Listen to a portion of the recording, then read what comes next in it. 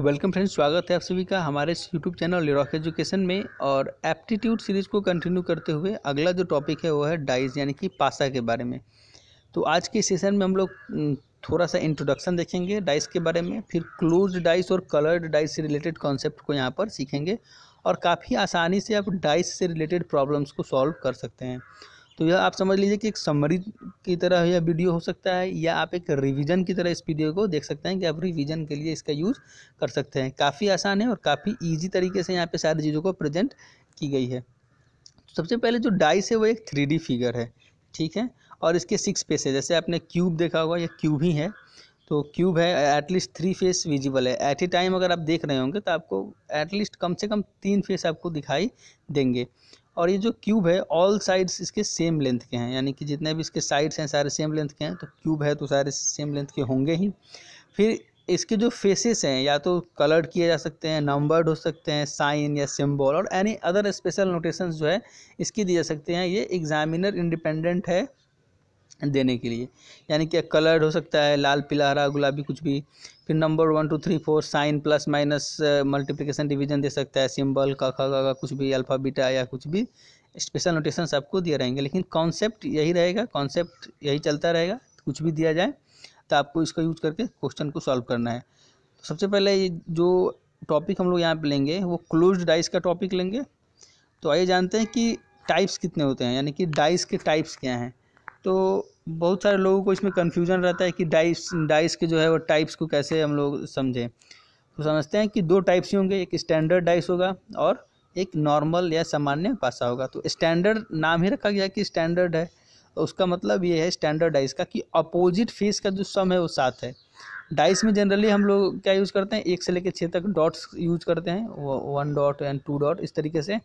तो उन सारे डॉट्स का सम अगर अपोजिट फेस का सम करेंगे तो 7। तो अपोजिट का सम 7 है, या उसको यूँ कह सकते हैं तो एडजेसेंट फेस का सम 7 नहीं है, यानी कि आस पड़ोस के जो हैं जो एडजेसेंट के हैं उनके जो सम होने चाहिए वो 7 नहीं होने चाहिए। तो 2 तरीके से कह सकते हैं।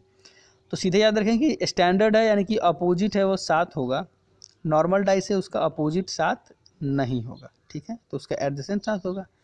कितने आसानी से हम लोग इस चीज़ को समझ गए स्टैंडर्ड डाइस के बारे में और जनरल डाइस के बारे में, ठीक है। और क्वेश्चन आप समझ ही गए होंगे कि अगर क्वेश्चन कोई इसमें पूछना चाहेगा तो आपसे तो स्टैंडर्ड डाइस के बारे में क्वेश्चन पूछेगा नहीं। क्यों? क्योंकि आपको पता है कि अपोजिट का सम 7 होने वाला है, तो आप तो बिना देखे भी ऐसे बता सकते हैं कि क्या आंसर होगा। इसीलिए आपसे नॉर्मल डाइस के बारे में पूछा जाएगा। तो यहाँ पे जो फर्स्ट क्वेश्चन है रेड कलर में, यहाँ पे हम लोग स्टैंडर्ड डाइस के बारे में लिया हुआ है। जैसे कि आप देख रहे होंगे कि इस स्टैंडर्ड डाइस में जो एडजेसेंट फेस है, ठीक है, जो एडजेसेंट फेस है इसमें कोई भी सम 7 नहीं है, यानी कि 7 नहीं है तब भी स्टैंडर्ड हो गया, ठीक है। स्टैंडर्ड जैसे हुआ तो आप इसको कर दीजिए, 4 का उल्टा 3 और 1 का उल्टा 6 या 2 का उल्टा 5। तो ये स्टैंडर्ड डाइस था तो काफ़ी आसानी से इसको बनाया जा सकता था। लेकिन अब आता है जो रियल क्वेश्चन यानी कि नॉर्मल डाइस के लिए, तो उसके लिए भी काफ़ी सिंपल सा ट्रिक है। उसको जानने के बाद आपको लगेगा ही नहीं कि डाइस में कोई प्रॉब्लम आएगी। तो सबसे पहला जो रूल है उसको rule of square circular motion कहा जाता है। बहुत जगह आपको मिल जाएगा rule of square circular motion, मैंने भी उसको वहीं से लिया हुआ है। तो rule of square circular motion में क्या करता है कि अगर आपके पास 2 डाइस है तो उन दोनों डाइस में अगर एक एलिमेंट कॉमन है, ये नॉन स्टैंडर्ड डाइस है और इनमें एक एलिमेंट आपको अगर कॉमन मिल गया तो बस हो गया, आपका काम बन गया।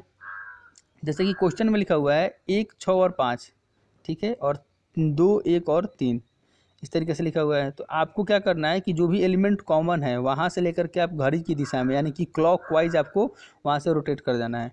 तो मैंने यहाँ पे एरो बनाया हुआ है 1 6 और 5, तो मैंने बगल में लिख दिया 1 6 और 5। फिर यहाँ 1 3 और 2, और हमको चलना है क्लॉकवाइज सेंस में 1 3 और 2। तो आप यहाँ पे देखेंगे कि 2 1 1 और सेम है और पूरे में 4 मिसिंग है। तो 1 का अपोजिट क्या हो गया 4, 6 का अपोजिट हो गया 3, 5 का अपोजिट हो गया 2। तो काफ़ी आसानी से आप निकाल सकते हैं इसके अपोजिट का। एक क्वेश्चन प्रैक्टिस के लिए लिखा गया है। यहाँ पे 2 6 और 3 और 2 4 1 यहाँ पे आपको मिल रहा है, और यहाँ पे 2 ही सिर्फ कॉमन था, ठीक है। तो इसके लिए इसको लिख दिए 2 का उल्टा 5, 6 का 4 और 3 का 1। उल्टा कहने का मतलब है कि उसके अपोजिट फेस पे। अब बारी आ गई कि अगर 2 डाइस का इमेज दिया हुआ है और दोनों में 2 एलिमेंट कॉमन हो जाए, तो इस केस में हमें सतर्क रहना है। जो एलिमेंट कॉमन है, क्या बोले, जो एलिमेंट कॉमन है उसके छोड़ करके, यानी कि उसको छोड़ करके जो भी एलिमेंट आपको यहाँ पे मिल रहा है वो एक दूसरे का अपोजिट होगा।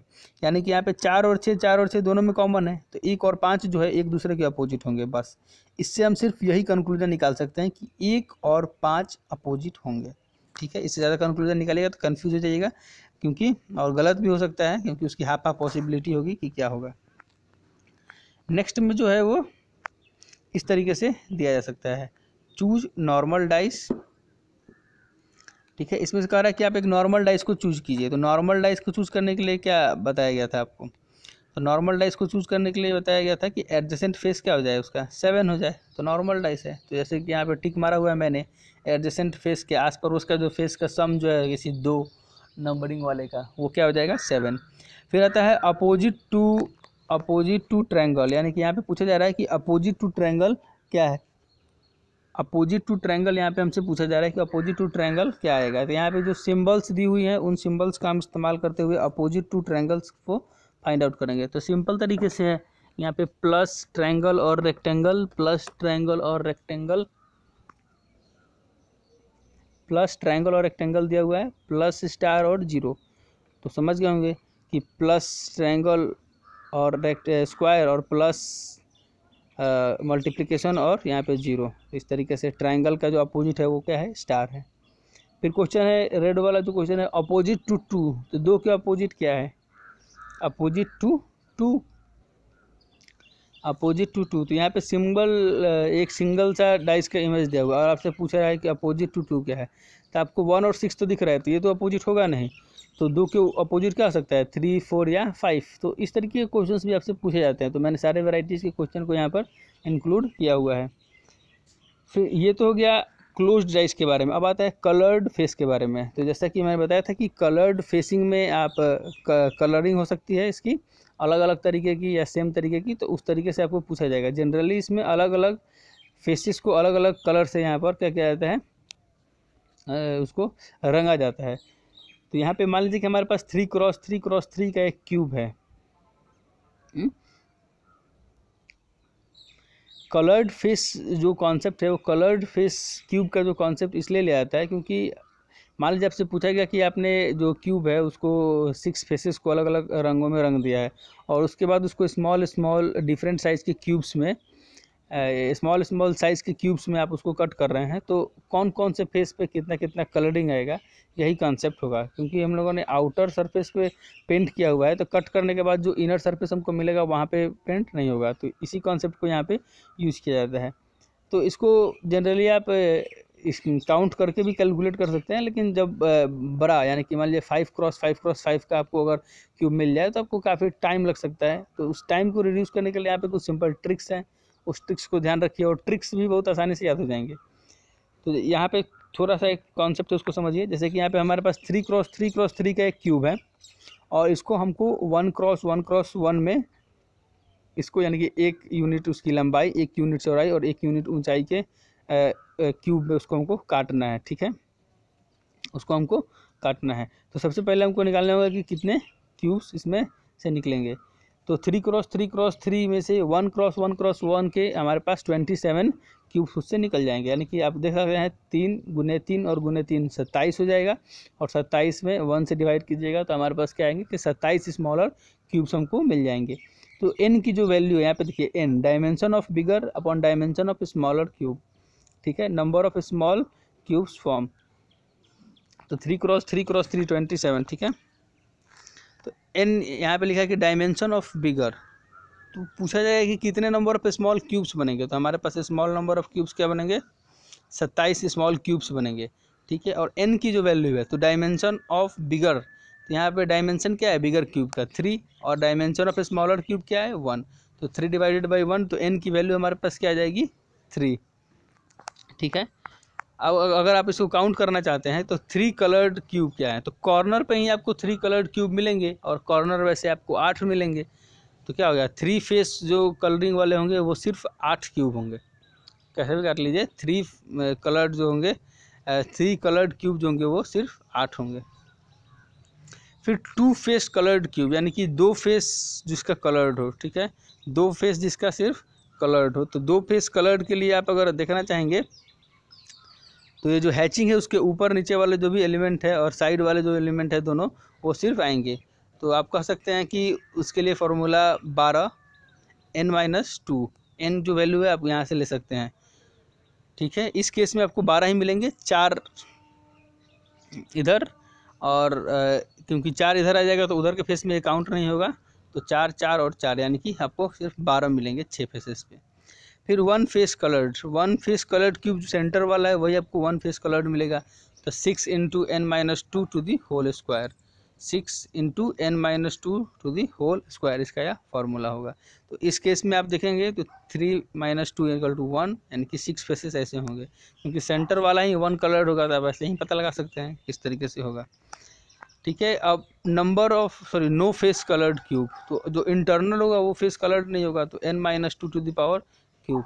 आप देख रहे हैं यहाँ पे सीक्वेंस कैसे आ रहा है, 12 n-2 और एक 6 कम किया हम यहाँ पे तो स्क्वायर में चला गया, फिर दूसरा 6 कम किया तो क्यूब में चला गया। तो नो फेस कलर्ड क्यूब क्या हो गया, n-2 to the power cube. ठीक है, फिर number of at least one coloured face, at least one coloured face का मतलब क्या हुआ, एटलीस्ट वन कलर्ड फेस, कम से कम एक कलर हो या ज़्यादा से ज़्यादा तीनों कलर हो सकता है, तो n³ - n-2 to the whole cube, इस तरीके से।